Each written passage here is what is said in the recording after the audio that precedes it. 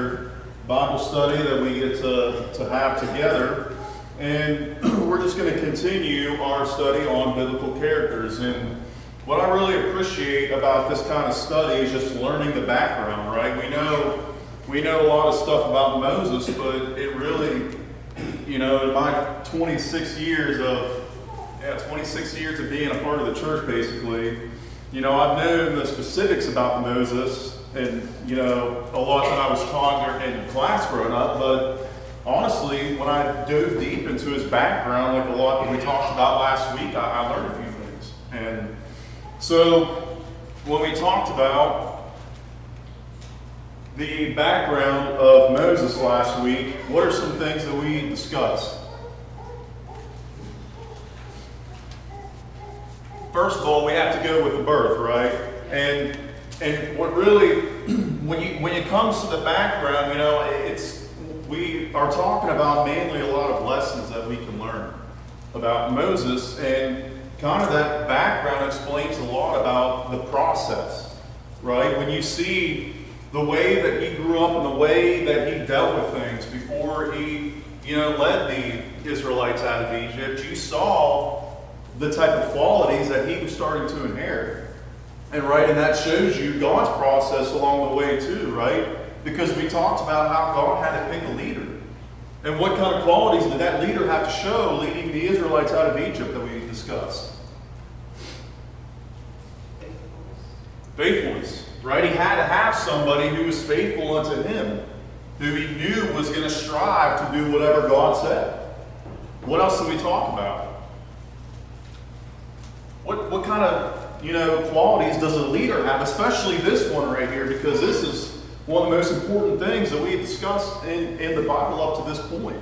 Well, I don't know what you're talking about because I wasn't here, but I would say courage. I feel like you need courage, right? Because when you talk about the courage of Moses in this situation, right? The first thing we got to discuss is that he's originally from Egypt, right? He's not a newcomer. He's from Egypt, and he didn't get booted out, but he basically got threatened, right? If he stayed there, he was going to die.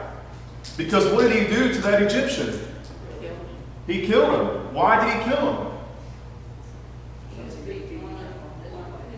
He was beating on one of his people, which is another leadership quality that we see right there. Because that shows the love he has for his people and the willingness that he is going to have as a leader to stick up for his people.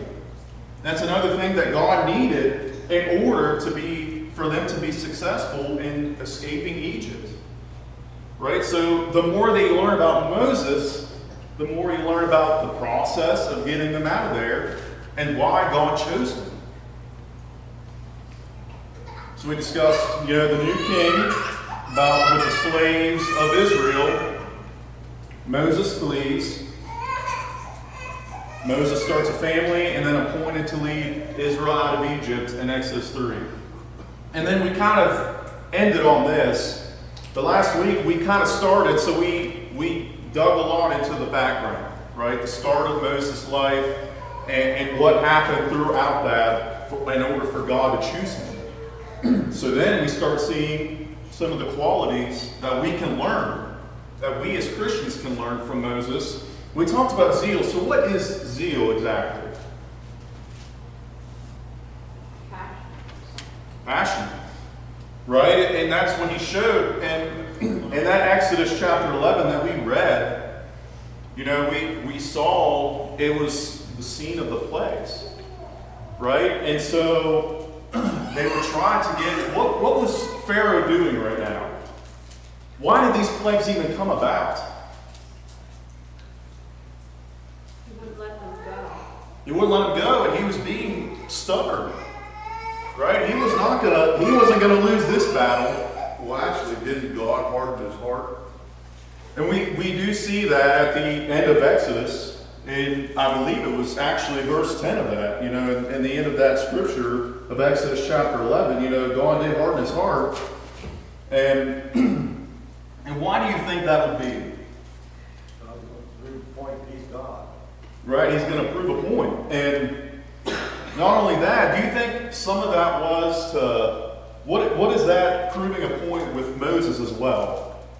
Do you think there was a little bit of testing going on? You know, there's a reason for everything that, God does. And it doesn't have to be, not everything he does has to be described as why he did it. But obviously we know that there is a reason behind everything. And so we got to see, there's probably a lot of testing here, right? You got to see when it comes to Moses and his people right here, right? When he's trying to lead God's people out of here, it probably has to take a lot of patience. How much patience do you think Moses had to have in order to have this? Quite a bit with that amount of people. Quite a bit, right? Because he's dealing with all of those people, and not only that, but now Pharaoh won't let them leave. So now they all have to go through the plagues. So we see in Exodus 11 when Moses, and we talked about how scared he was at first, right? He was so scared to even go back to Egypt. Now he is talking to Pharaoh, telling him exactly what's going to happen, and exactly what God has in place if he's not going to listen.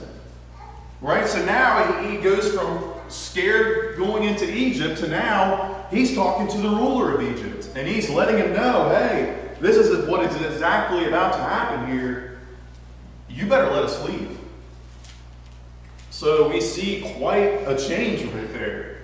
And you got to think, with Moses being a leader and all, and going back and doing all that, you got to think that he showed a lot of strength along the way.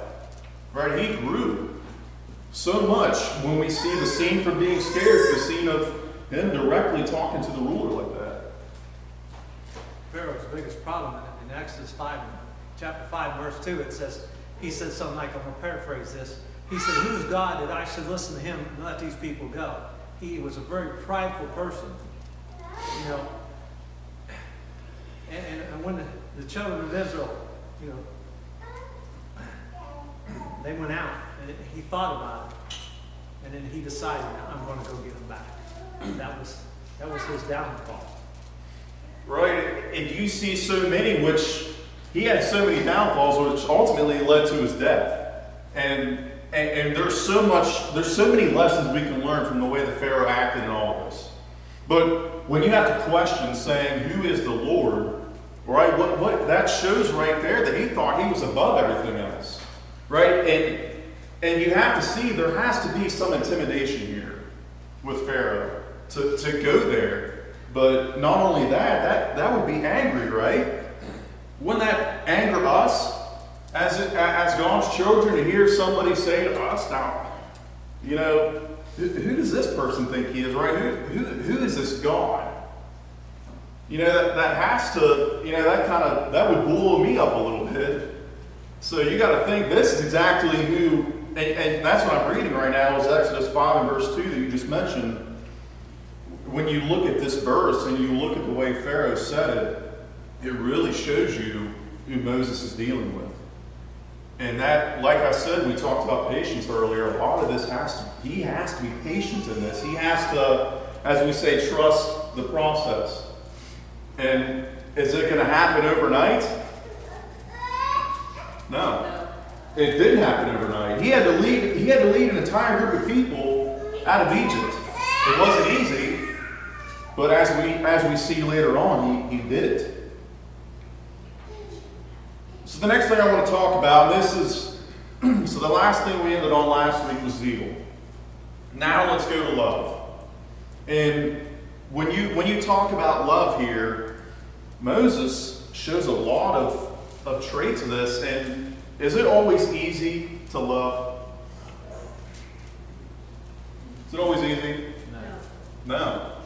Especially with Moses here, you know, he has, you got to think as a leader here and as somebody who is faithful to God, right? He not only has to go through this patient process, but along the way, he has God's own people questioning God, right? They're questioning him a lot. They're complaining to Moses. So I want to ask you all this. What would you do if somebody complained to you about somebody you love? Has that ever happened to anybody here? I'm sure it has, right? I'm not very old. It's happened to me. right? And what goes through your mind when that stuff happens? When somebody is complaining about somebody you love to you. You want to defend them. You want to defend them, and honestly, it takes a lot to still love that person, right? Because you got to think of the whole process of forgiving, and you got to think of how much you love the person they're talking about. Well, let's look at Moses, for instance, right here with God. This entire time, he is being faithful unto him, and he is going the extra mile in order to please God, but yet he is still, he is facing those same trials as the Israelites did. Yet not only is he facing them just like them, he's got to take everything, all the complaints and everything that goes along the way, he's got to be able to deal with all that. It feels pretty stressful, doesn't it? When all the burden is on you, basically, it feels like. We're commanded to love our enemies, and he's a good example. This is a good example, and that's why I brought that up, because we are commanded to love our enemies, and that's exactly what Moses does. So let's go to Exodus 18 and just see an example of this. Because there's a lot of things that Moses had to deal with, and he overcame, and that's honestly hard for us today, a lot of that stuff that he had to overcome. And I'm saying that, and I'm including myself in all that. Because this study really allowed me, I respected Moses from the start because I know exactly what he did.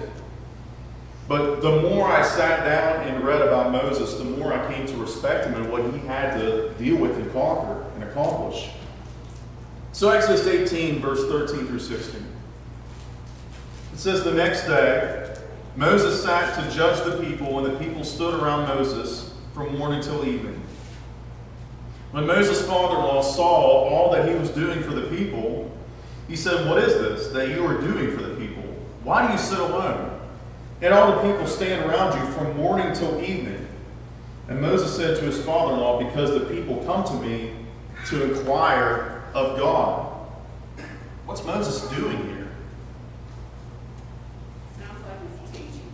He's teaching, he's helping people, and what does it say? How long is he doing this till? All day. All day. All clear into night, it sounds like. Seriously, from morning till evening, right? He's non-stop doing this, right? And it's so burdensome, and it just looks like it's tiring. So even his father-in-law approaches him about this. It says, why do you do this? Why are you going from morning till evening? And here's the thing. Not only do we see Moses' love for the people here, who else is he showing his love for? God. How much love do you have to have in order to do this from morning till evening? And it sounds like he's not having any breaks. He's doing this constantly, yet look at what he says when his father-in-law questions him. Because the people come to me to inquire of God. Right? He loves this here, that they want to learn more about God and question him about God. He is happy to not only answer the questions, but you see his love for God here as well. He wants to please him. So he's sitting here from morning till evening with the people here. He was dedicated. What was that? I'm sorry, I didn't hear. He was dedicated. He was dedicated, right? Because when we talk about dedication, it's doing something non-stop in order to achieve it. That's exactly what he's doing. He is sitting there answering any question that he has. He is teaching every single person that is there. He is from morning till evening until he physically can't do it anymore. That's exactly what Moses is doing right here. And he's not sitting in any easy chair either. Right, and you have to think, In lazy boy. with them and all the wandering that they did, they're not just sitting around all day. They're escaping, and they were going at this for 40 years in the wilderness. So you got to think, not only is he doing this, but he's doing this after a long day. Right? They're constantly on the move here. They're not just sitting down every chance they get, right? They have to move. Because what is their goal here? The promised land. So they're constantly on the move until they get there. So it's not like they're just sitting around all the time. They are on the move. Moses is still tired, and he is still doing this for them. Have you ever had a very long day to where you've constantly been on the move and you're just, man, I can't do this anymore? Anybody ever get there? You know, this is me on the daily. And a lot of times I get tired, and it's like, the more tired you get, the harder it is to want to accomplish things. Right? And that's what you have to appreciate about Moses here. He's having a long day every day. He has to deal with all this. He has to deal with the complaints, yet he still shows so much love for the chosen people of God that he's willing to do this from morning till evening. Yes, sir. I think we also have to look at the fact that God inserted Moses' father-in-law just at the right time. Because he had to break up the groups and then he just did the important things. And it says right after advising that, his father-in-law went back to his home. He didn't say, wait a minute, I got to ask God if I can take this advice or not. So when we got problems in our lives, yes, we do go by the book. We go by what God says. But that's what brothers and sisters in Christ are here to do. We're supposed to help each other, pop each other up, edify each other according to his word. So it's not just God.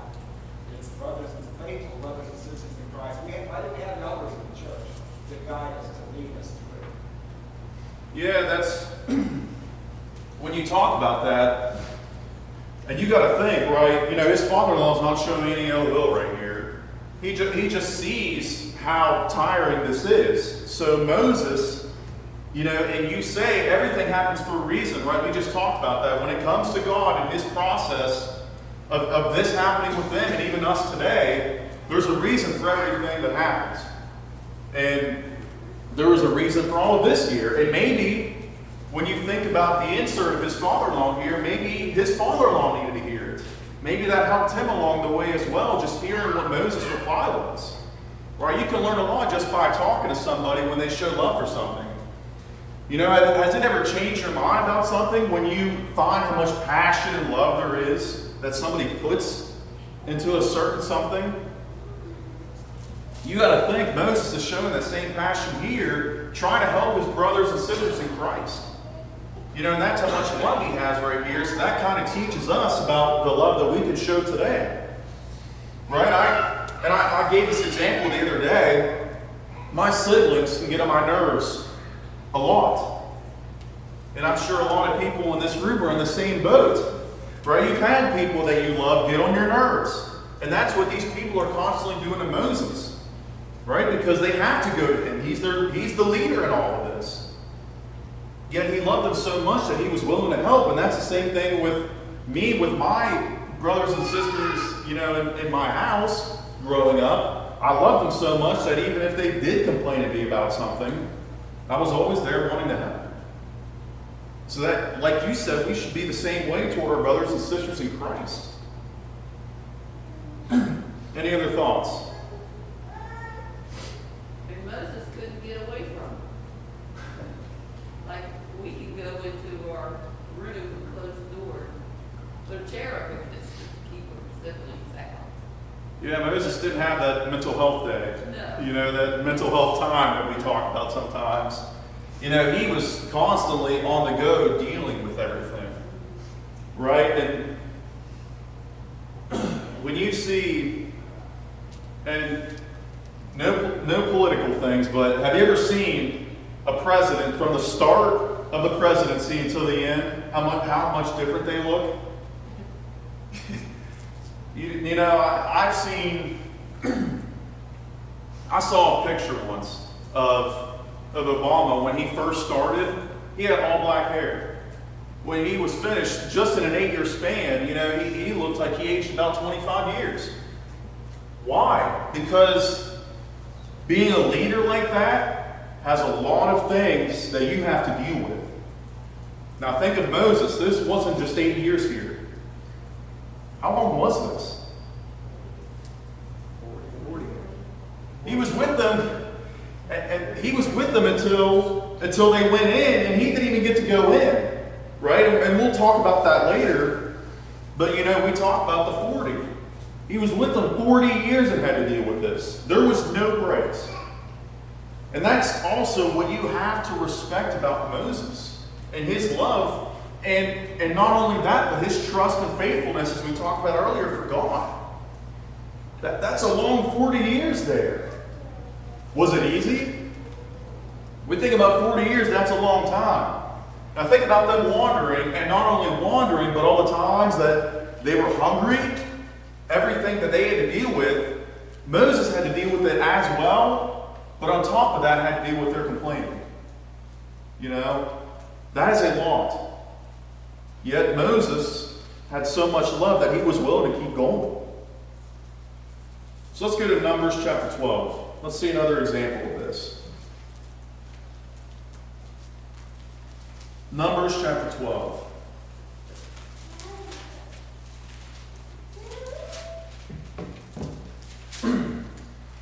And speaking of siblings, here's Moses with his. And we see who were his siblings right here. Miriam and Aaron. So let's see something that, as we would say sometimes, hits a little closer to home. Because now we're dealing with his direct family here. So Numbers chapter 12, starting verse 1. It says, Miriam and Aaron spoke against Moses because of the Cushite woman whom he had married, for he had married that woman. And they said, has the Lord indeed spoken only through Moses? Has he not spoken through us also? And who heard that? The Lord. So you got to think, with their complaining about this, it's probably not going to go well. Now the man Moses was very meek, more than all people who were on the face of the earth. And suddenly the Lord said to Moses and to Aaron and Miriam, come out, you three, to the tent of meeting. And the three of them came out. Let's pause this for a second. Growing up, who all has siblings in here? So, have you ever had a time to where you might have done something? So when I was growing up, there were 4 of us. I had 2 sisters and a brother. And there was a time to where it was a night and somebody was showering up water all over the floor. My parents seeing it, they said, okay, you 4, come downstairs for a second. And what is the first thing that you probably thought we all thought in that moment? I'm moving out. Right? I'm done. When you found something like that, and the worst thing you could hear from a parent was, okay, come on down. Right? Because you knew what was coming next. Nothing different here. He has to talk to them. This is their father here. And so what do you think is going through not Moses' mind? What about Miriam and Aaron? After they have said all these things, what do you think is going through their mind? Uh-oh. Here we go.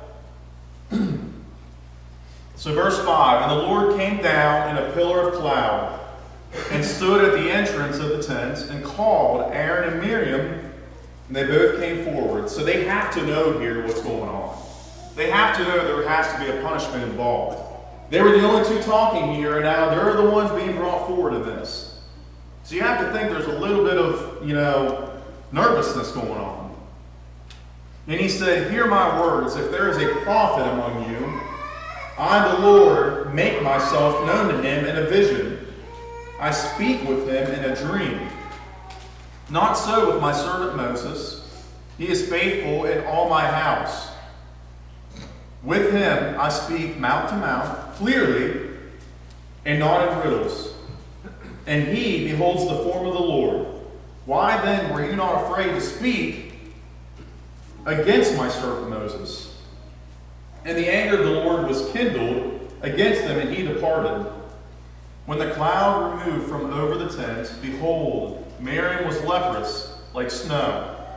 And Aaron turned toward Miriam, and behold, she was leprous.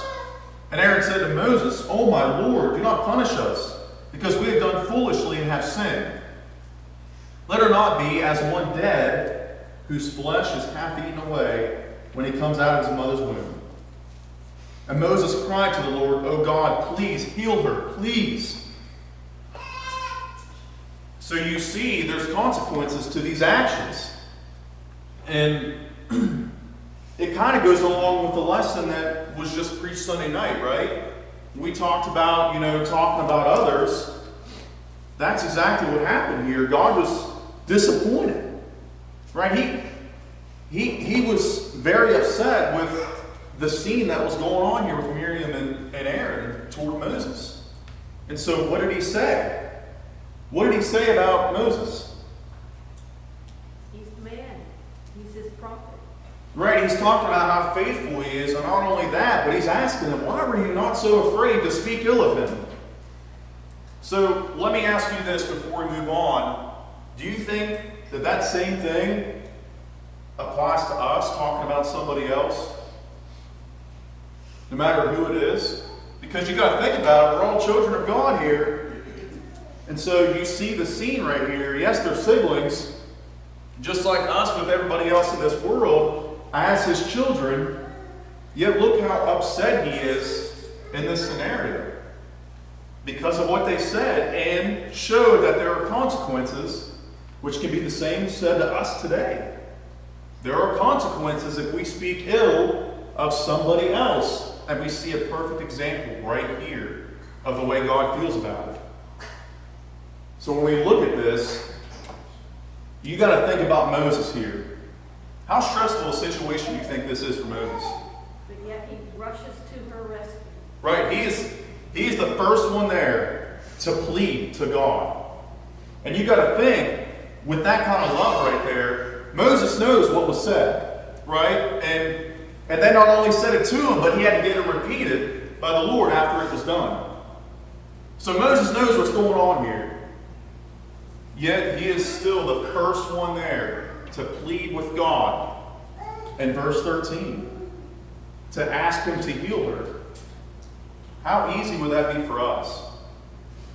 You just heard, let's say you're at work, and you just found out that somebody said something very nasty about you. What is your first reaction there? Anger. And you got to think Moses not only angered here, but was also probably hurt because these are his siblings talking ill of him. Yet, he was still there to try to ask God to heal her because of how much love he had for her. Like I said, when you look at this, you see these examples that Moses showed of positive traits here, of zeal and love, and I don't care how many times I have to emphasize it, but when you see how pleasing these traits are to God and the consequences that come when we don't show these, really makes you think more. And you have to respect Moses here.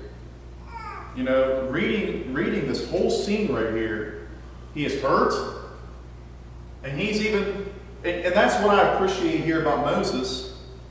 He's more hurt about her being hurt than he is about her hurting him. Does that make sense? Right? He's more hurt that something happened to her. Right? Because you don't see the reaction from Moses immediately, do you? As soon as they are done talking, that's when the Lord says, okay, come on. Moses doesn't even react that strongly that we know of as he does when she starts to become leprous. So it really makes you think here about how much love Moses had for his siblings, no matter what they were saying. And trust me, when they're talking about Moses, who are they discussing here with Moses? What are they saying ill about him? His wife. They're talking about his wife. They're talking about the person that he had that bond with. The one person that he decided to spend the rest of his life with. Anybody ever talk about your spouse in this building? To you? Has to be the most sour feeling that he could have had right there.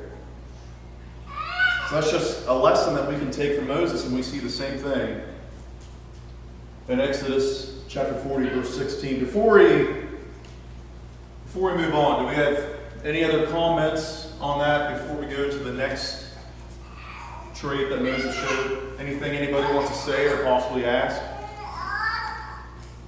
See in verse 3 there, said he was very meek. Ancient New King James says humble more than any man on the face of the earth.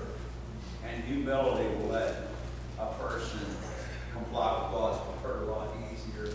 You know, you hear people say, well, you don't know who I am, you know, and if we don't have too high of opinion of ourselves, it makes it a lot easier to forgive other people, I believe. You know, I think, well, I've been on the side where I've offended people before, they've forgiven me. Now somebody's offended me, I got to be willing to forgive them. And I think if we can bring ourselves to that mindset, it makes compliance with forgiving others and things like that will work. Yeah, there's a couple ways we can go with that from what we just already talked about. So, like you said, he could have easily said, do you know who you're talking to? Like, who else did we just mention that did that? In Exodus 5, verse 2, who makes it a point about how powerful they are? Pharaoh. And you got to think right now, that's Moses in what relation? His brother and sister. I'm talking about Pharaoh here. So Pharaoh in relation to Moses, what relation is that? He's the ruler of the land. Enemies, they'd be enemies.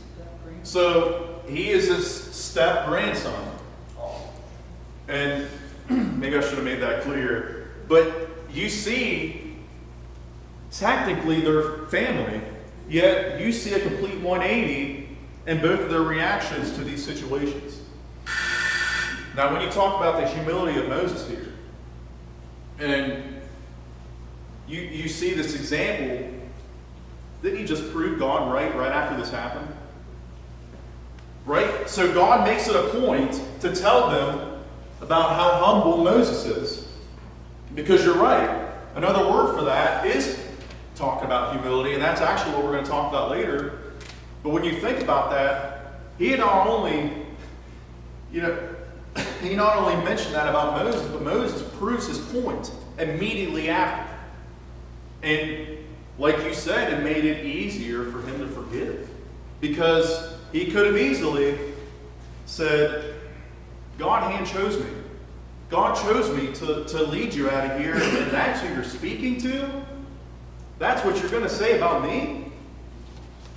But he didn't do that. And that also shows the process in God choosing him. Because this is exactly what God needed in a leader.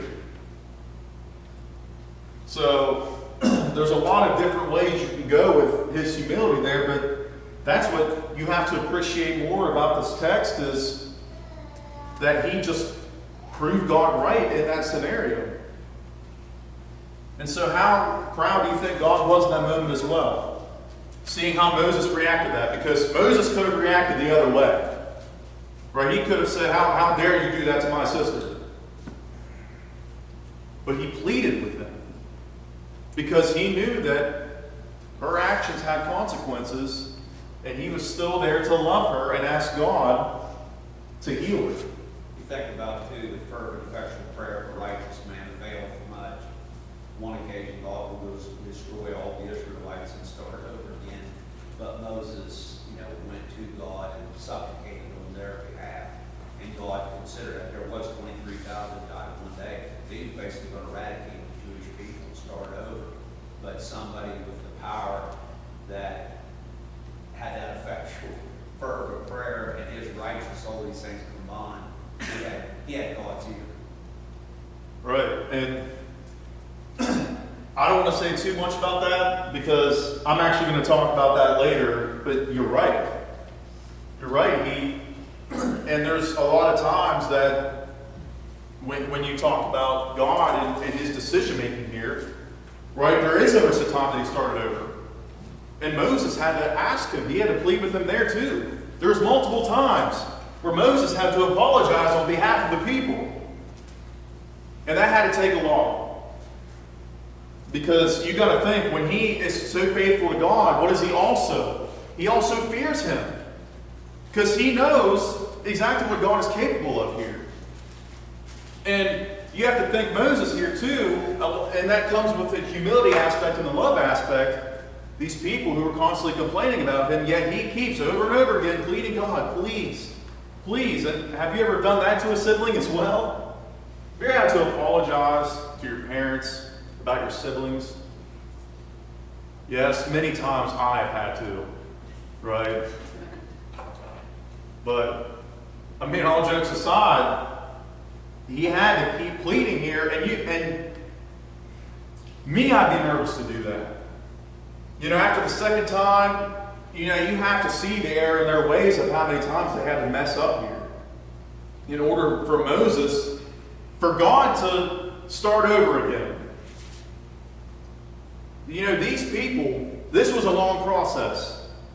And these people got so far ahead of themselves and complained so much that God almost started over.